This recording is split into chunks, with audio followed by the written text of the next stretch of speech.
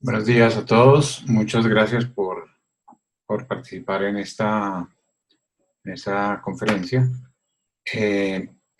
También quiero darle las gracias muy especiales a Asia por abrir este espacio y por tener la iniciativa de traer para todos ustedes temas que podrían ser no solo de interés en este momento, sino de interés en el futuro cercano.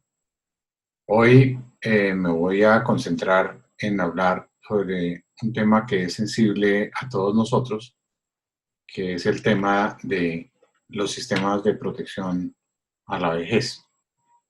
Y lo voy a hacer utilizando unas diapositivas que les voy a mostrar y voy a ir pasando un poco por antecedentes, cuáles son los sistemas que están en Colombia, cuáles son los retos de una reforma y elementos que deberíamos tener en cuenta para cuando lleguemos a la edad en que nos retiremos y que queremos estar adecuadamente protegidos. Voy a compartir con ustedes la presentación que tengo a continuación.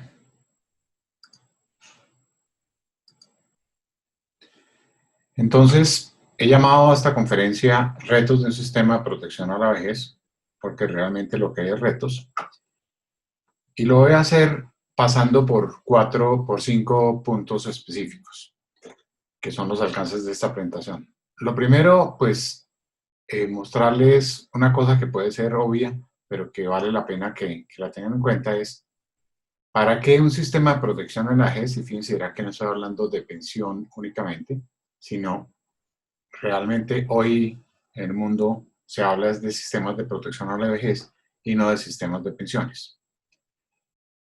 Y en este punto quiero mostrarles pues rápidamente cuáles son los sistemas que han existido, que básicamente han sido de pensiones y aspectos que deben cubrir. Los sistemas de pensiones más utilizados, ahí hablaremos de los varios sistemas que existen. Me voy después en el tercer punto a concentrar en tres sistemas.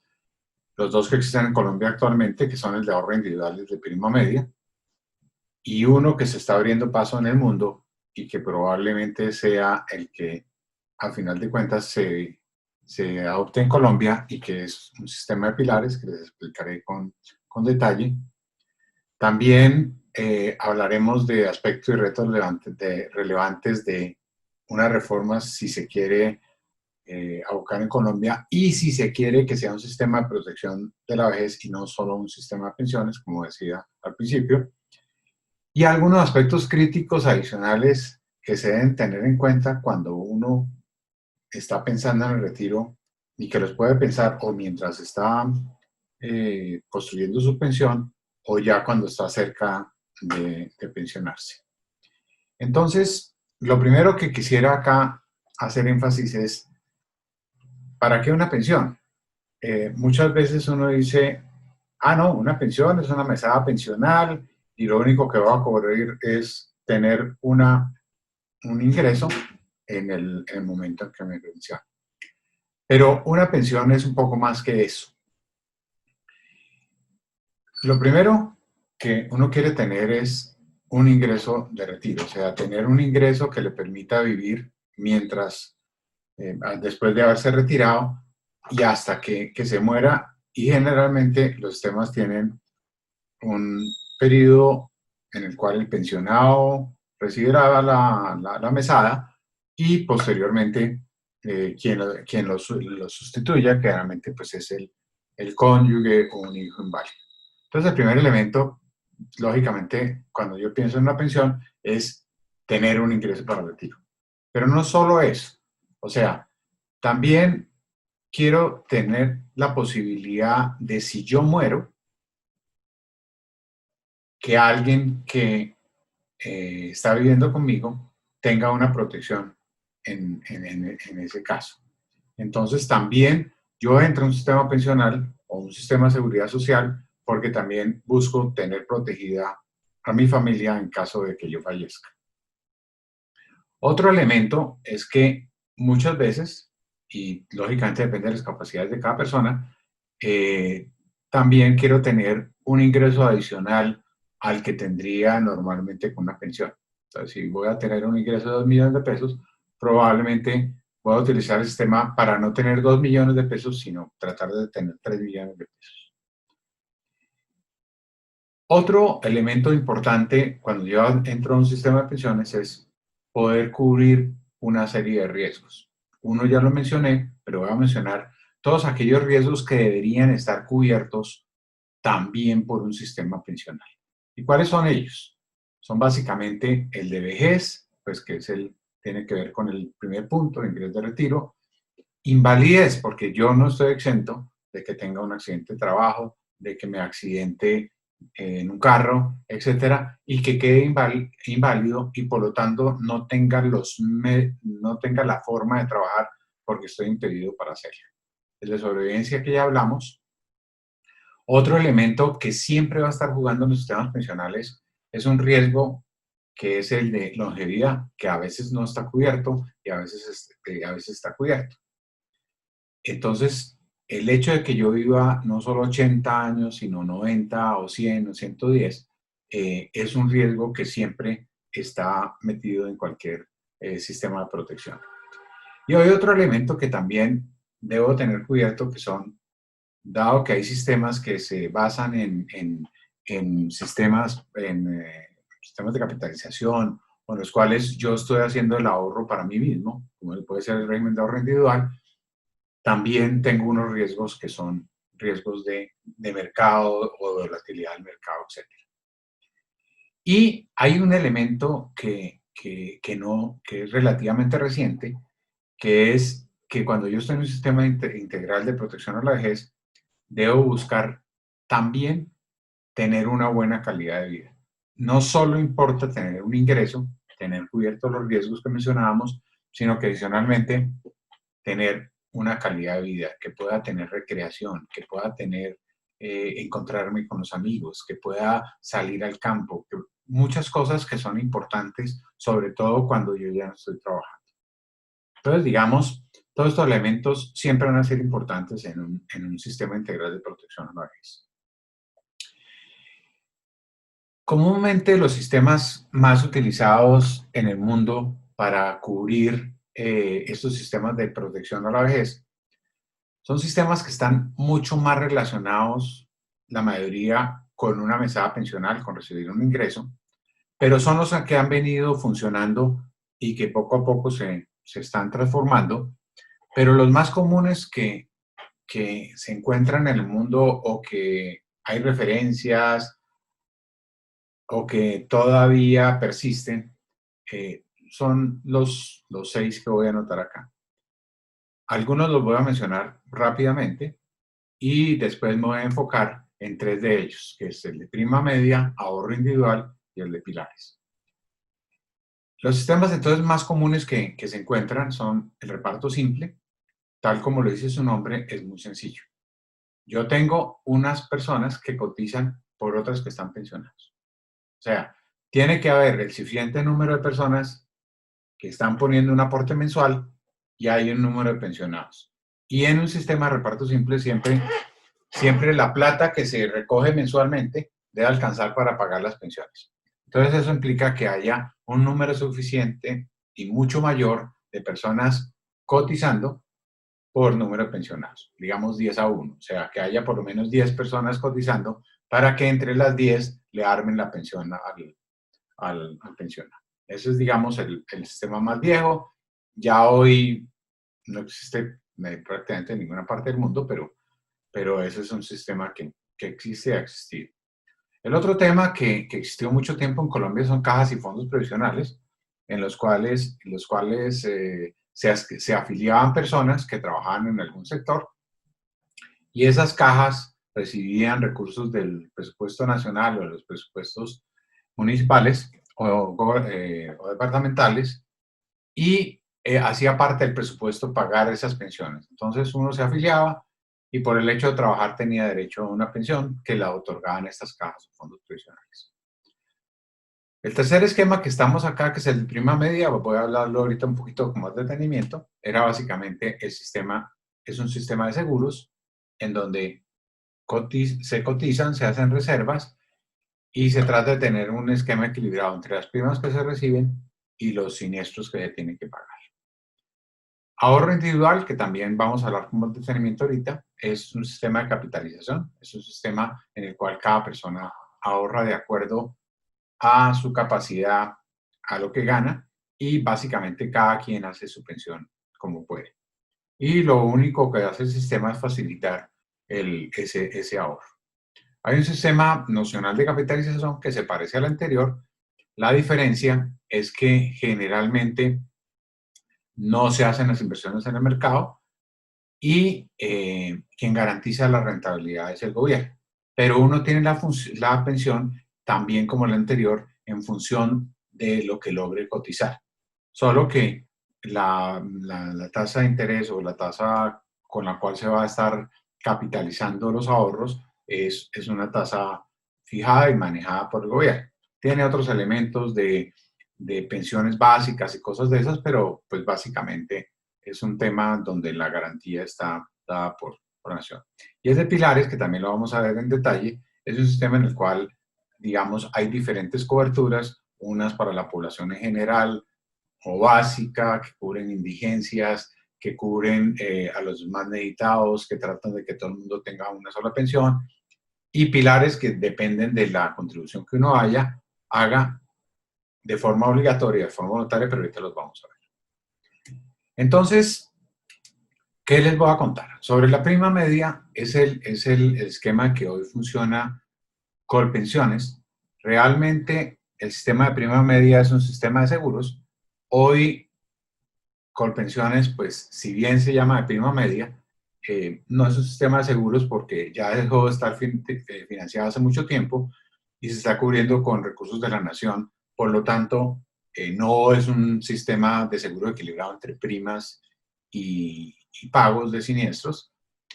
Y todo el defecto que se está teniendo, que no está alcanzando, pues lo está cubriendo el gobierno. Por lo tanto, se asemeja más hoy a un sistema de reparto, pero donde no son cotizantes contra pensionados, sino cotizantes más aportes del gobierno contra pensionados. Pero básicamente el concepto de una prima media es un concepto de que es un seguro. La cotización es una prima, la prima que yo voy a pagar, que puede ser escalonada, o sea, puede ir aumentando en el tiempo. Y la pensión acá es un siniestro, o sea, yo lo que hago es una cotización y lo que van a asegurar es que después de llegar yo a una edad, se produce un siniestro que es el pago de una mesada pensional ajustada por inflación, por ejemplo, pero que voy a tenerla de por vida. Entonces, la prima es la cotización y el siniestro es la pensión. Es un sistema que llama de prestación definida y cotización indefinida porque se supone que si las primas empiezan a no alcanzar para pagar la pensión de todos los que están pensionados, pues entonces se tiene que ajustar la prima.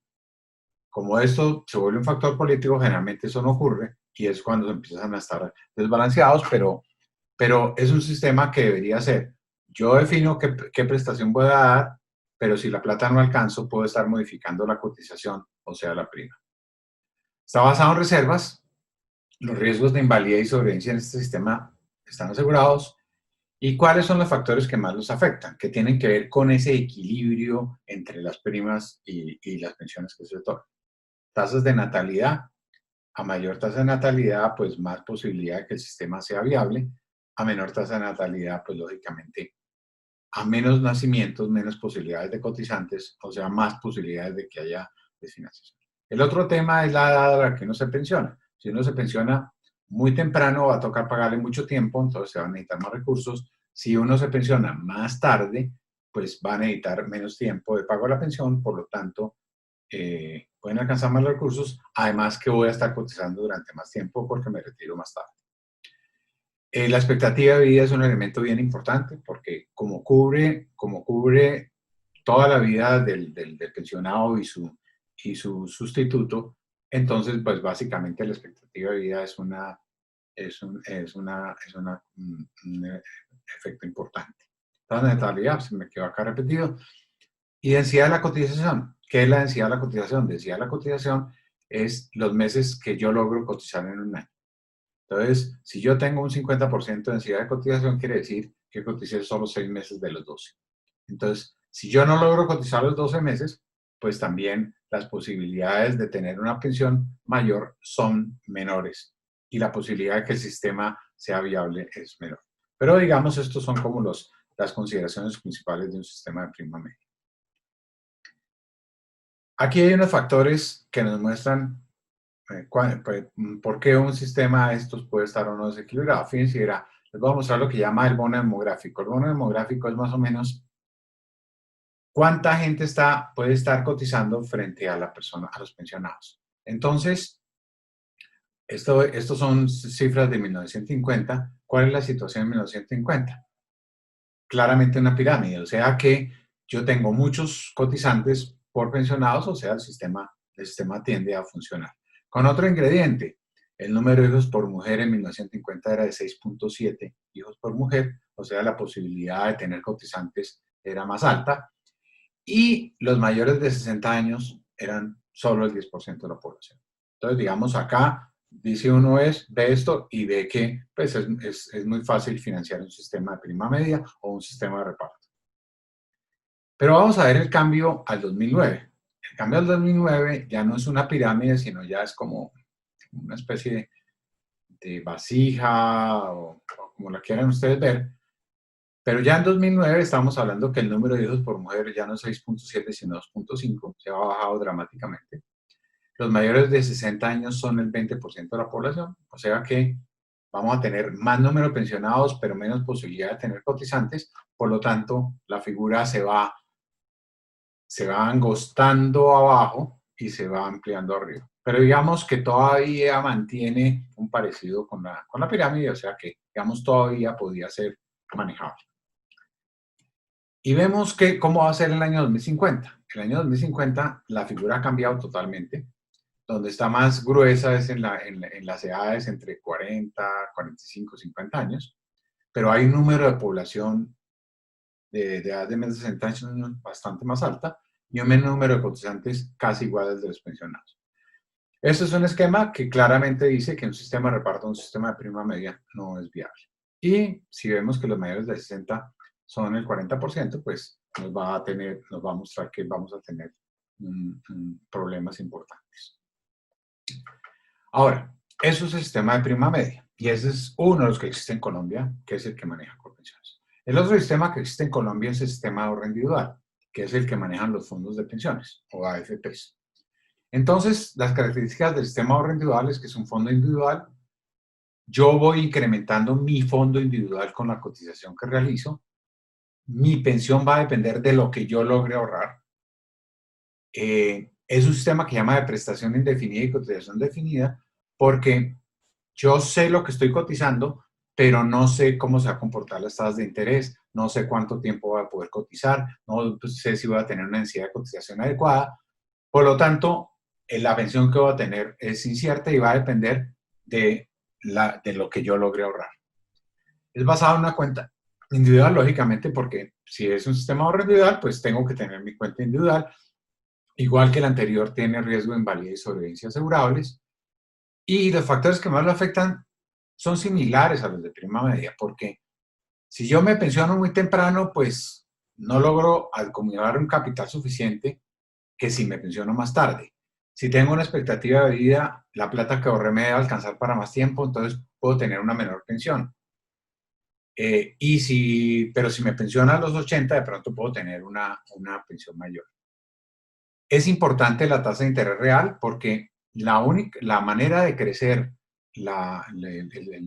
mi cuenta individual es que yo tenga lo más alto posible de una tasa de interés real. Entonces, si la tasa de interés real baja, pues las posibilidades de tener una pensión alta disminuyen y si la tasa de interés real sube, pues voy a tener una pensión más alta.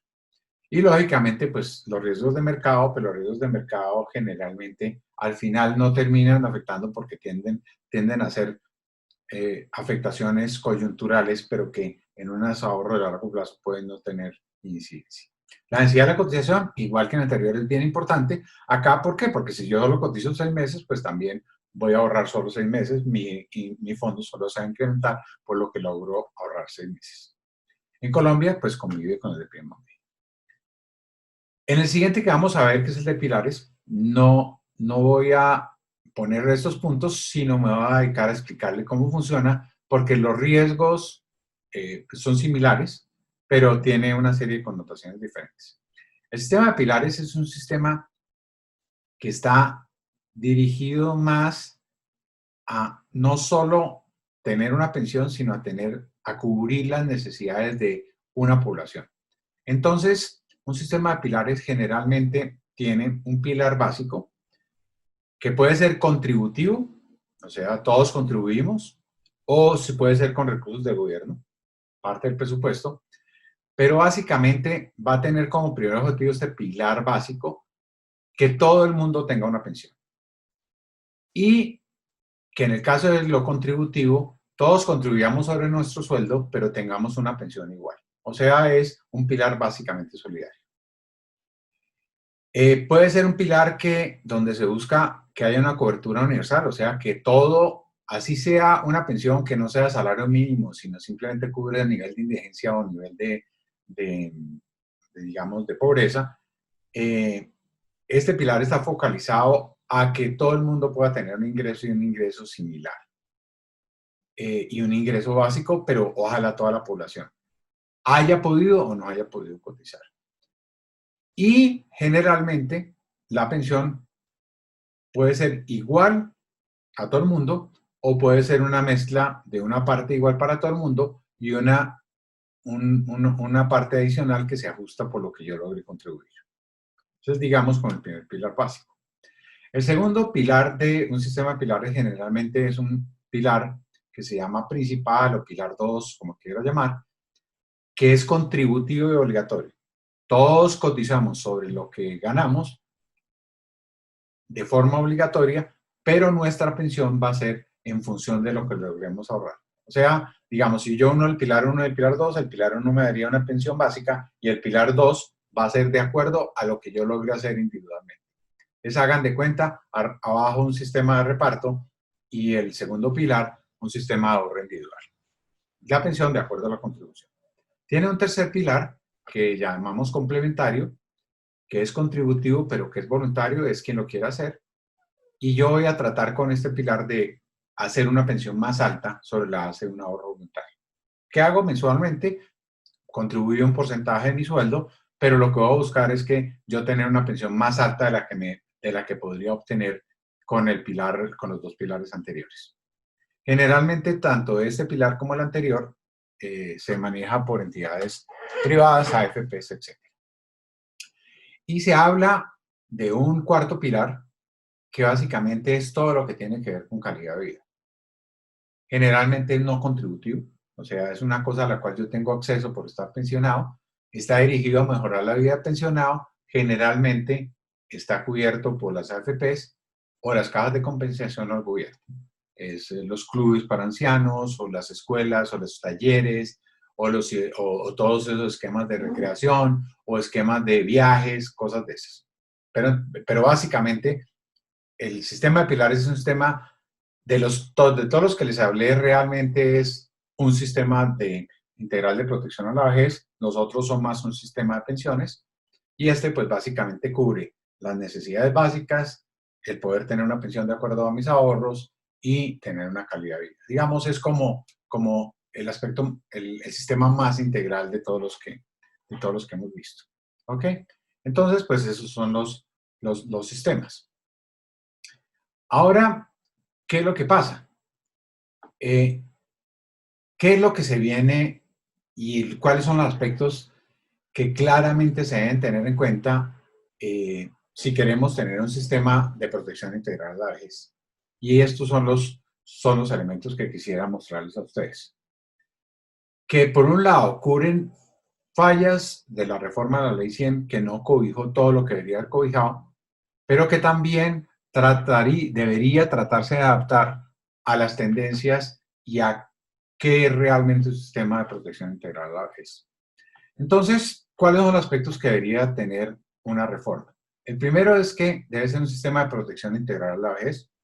Es como dicen de perogrullo, pero quiero insistir en él. Tiene que ser viable financiera y fiscalmente. O sea, no es un sistema que pueda estar desequilibrado. Y si va a haber aporte de presupuesto, que se sepa cuánto es. Y no que sea una cosa de un factor político o que hoy es una cosa y mañana otra. Tiene que estar totalmente definido. Así se financie con parte con recursos del Estado, pero debe estar definido claramente cómo es la forma de hacerlo. Debe ser equitativo entre generaciones. ¿Por qué menciono esto? Porque generalmente los sistemas, por ejemplo, como el de prima media, como el de reparto simple, son sistemas que han recargado en las nuevas generaciones el pagar las pensiones de los anteriores. Hagamos un caso de la uso.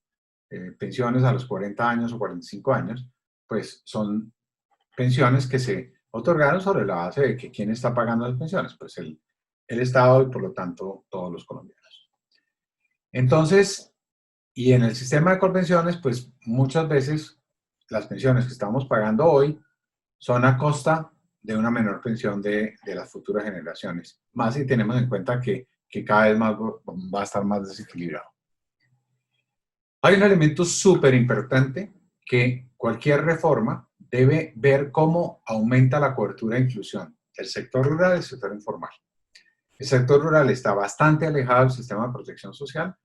El sector informal lo mismo. Hay algunos avances como el tema de los BEPS y ahorita lo del piso, el piso de seguridad social, pero básicamente acá hay una deuda muy grande porque los sistemas están concentrados en las ciudades y están concentrados en los trabajadores formales y en las personas que trabajan en empresas. Entonces, claramente un sistema tiene que ir a aumentar la cobertura e incluir tanto el sector rural como el sector informal.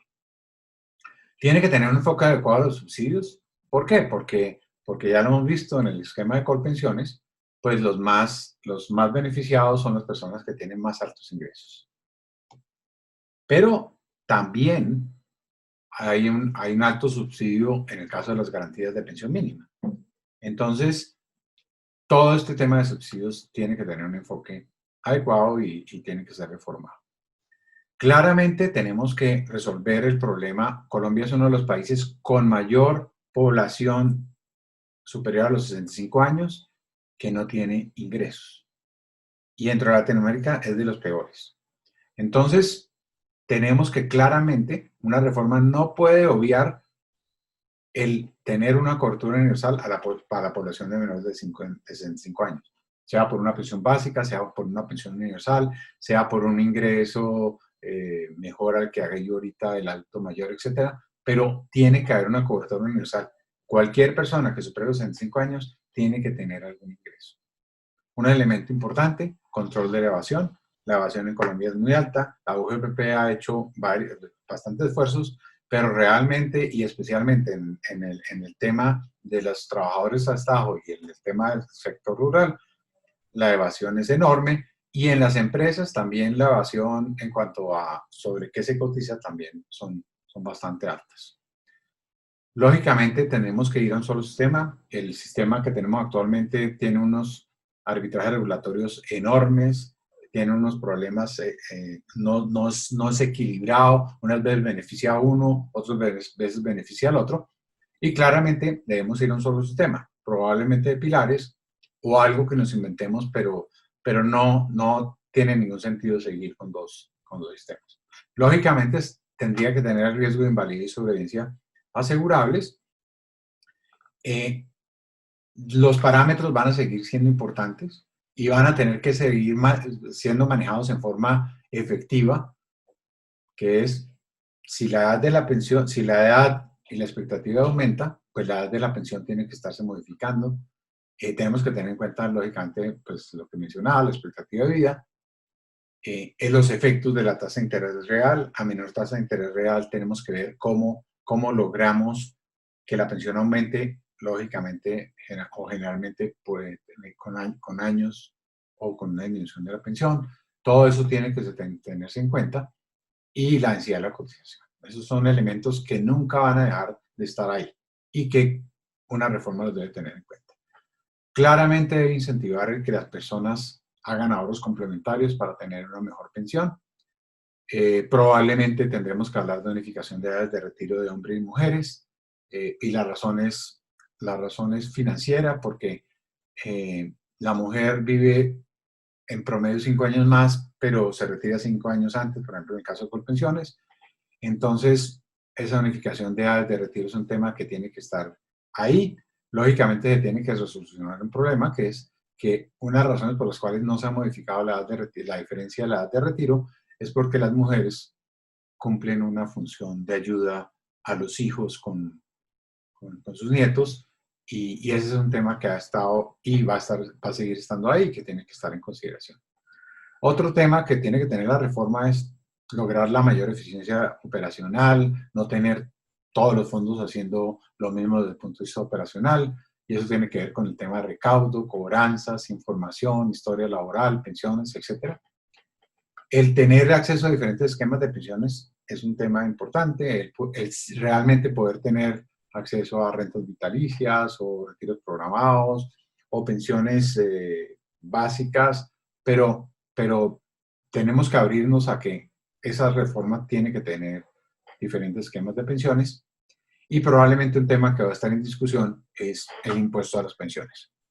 Es un tema que ya vimos que en algunos de los decretos se trató de imponer en forma temporal, pero ese es un tema que va a estar ahí y va a estar en la discusión. Estos son como los principales aspectos para tener en cuenta en una reforma.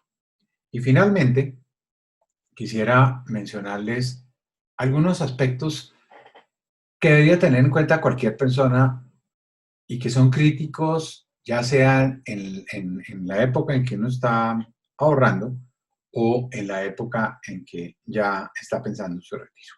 Y me quiero referir, puede haber muchos más, pero me quiero referir a 9 de ellos. Una cosa es que uno desde temprana edad, desde que está empezando a trabajar, debería estar pensando en la pensión a la que se aspira y cómo lograrla. Hay muchas formas de lograrla, no necesariamente tiene que ser porque sea una pensión que me dé el sistema ahorro individual o el sistema pilares o lo que sea, porque puede ser constituir un patrimonio, o tener una casa, o hacer un seguro, o lo que sea, pero uno debe tener claro como qué es lo que quiere tener cuando se vaya a retirar. El segundo es, y muchas veces se olvida, es nunca dejar de hacerlo. Si pierdo el trabajo o me fui a estudiar un tiempo o algo, uno debe mantener la cotización o el ahorro que esté haciendo. Porque 2 años o 3 años que deje de hacerlo podrían ser importantes en el monto de la pensión que uno llegue a tener. Lógicamente, que haya pensar en qué esquemas de pensiones puede tener disponibles y cuáles son a los que voy a acceder, cómo hacer el ahorro complementario, y es clave hacerlo. Un elemento que los que están cerca de pensionarse o si hay una reforma van a tener que tener muy en cuenta es si hago parte o no de un régimen de transición y cuáles son los derechos que mantengo. Si por ejemplo ahorita hubiera una reforma, probablemente las personas que están a 5 años de pensionarse o a 10 años de pensionarse mantendrán el sistema actual o mantendrán un híbrido. Entonces siempre es importante saber si pertenezco o no a un régimen de transición. Es el caso que ha pasado de que la gente no sabía que si había cotizado 750 semanas antes de 1994, podía cambiarse a cualquier momento. O que faltando 10 años tenía que escoger qué sistema pensional, si se iba a ir por pensiones o se iba a ir por el sistema de ahorro individual. Y hay gente que entonces, faltando 2 años, faltando un año, se da cuenta que que no se pasó a Colpensiones o no se pasó al fondo, a los fondos de ahorro individual y le podían convenir más y ya no lo puede hacer porque era hasta 10 años antes. Y son todos los proyectos de ley que ahorita y todas las demandas que hay sobre ese tema, pero es básicamente porque la gente no fue consciente de cuáles alternativas tenía frente a un régimen de transición que lo protegía. Otro elemento bien importante tener en cuenta es, hoy en Colombia hay lo que se llama pensión familiar, y que es que si ninguno de los dos cónyuges puede llegar a tener, individualmente ninguno de ellos puede llegar a tener una pensión en ninguno de los sistemas, puede unir esfuerzos para tener una pensión para los dos. Entonces, por ejemplo, está en Colpensiones, entonces no logró las semanas, pero sumados los dos sí pueden unir las semanas y tener no dos pensiones, pero una sola pensión. O unir los capitales o las semanas en el régimen de ahorro individual para tener una garantía de pensión mínima o para sacar una pensión más alta sumado a los esfuerzos de los dos. Entonces, por ejemplo, eso es un tema que la gente muchas veces no lo conoce y que vale la pena tenerlo en cuenta porque uno tiene derecho a ese uso de la pensión familiar. Tiene unas condiciones, pero es importante tenerlo en cuenta. Otro elemento es, uno cuando va a pensionarse o cuando va a retirarse, debe con antelación ir pensando cómo es que va a enfrentar esa nueva etapa. ¿Qué es lo que quiere hacer? ¿Qué es lo que no ha hecho en la vida y quiere hacer cuando se retire? ¿Qué anhelos tiene? ¿Qué hobbies puede desarrollar? ¿O qué hobbies eh, puede tener con más profundidad que lo que tenía antes? Etcétera. Entonces, ese es un tema que uno debe pensar, es un tema que si necesita ayuda debe buscarla, pero uno debe tener claro cómo enfrentar esa nueva etapa. Es una etapa, yo ya estoy pensionado, es una etapa deliciosa, es una etapa en donde uno deja que las cosas ocurran, es una etapa que puede ser muy, muy agradable, se encuentra uno con personas que no se había encontrado antes, comparte, hace nuevas cosas, se dedica a cosas que le interesan, pero es importante saber uno cómo es que va a enfrentar esa nueva etapa. Un tema que a veces no se tiene en cuenta es asegurar la salud. O sea, si yo estoy pensionado, pues me van a descontar un aporte y yo voy a tener la EPS, pero de pronto yo quiero tener un sistema mejor, entonces debo ver cómo logro tener también un sistema complementario de salud. Pero también, si no me logro pensionar y voy a pedir una evolución de saldos, ¿cómo es que voy a asegurar el tema de la salud? Y eso es un tema importante porque es una etapa en la vida en donde uno tiene más riesgo y las posibilidades de que tenga más quebrantos de salud o tengan que hacer intervenciones más costosas o pueda tener unos años difíciles ya terminando la vida, es un tema que muchas veces no se tiene en cuenta y que uno debería tener. Y el otro, que tiene que ver con algo de lo que hablaba antes, de cómo enfrentar esa nueva etapa, es calidad de vida. O sea, la edad de pensión debe ser una edad en donde tenga uno una calidad de vida. No es que necesite uno mucho económicamente, pero qué bueno tener cosas que pueda uno satisfacerlo. Temas de recreación, temas de viajes, si se puede, temas de disfrutar a los hijos, temas de disfrutar a los amigos, hobbies, etc. Bueno, esto era, digamos, lo que les quería contar. Cualquier pregunta o cosa que lleguen a tener, no sé si ahorita, digamos, se puede hacer, pero digamos, lo que ha dispuesto Asia es que esas preguntas se puedan hacer llegar y si me las hacen llegar, yo con mucho gusto se las contesto. Asia me las hace llegar y yo se las contesto con mucho gusto. Bueno, eso era todo. Mil y mil gracias. Mil gracias por estar acá, por oír esta charla, en donde simplemente lo que quería era como contarles algunas cosas de antecedentes, de temas importantes que pueden presentarse en los próximos años, con las reformas, etcétera, y algunos tips de cosas importantes que uno debería tener en cuenta antes de pensionarse y después de pensionarse. Bueno, con esto termino. Muchas gracias y gracias por haberme oído.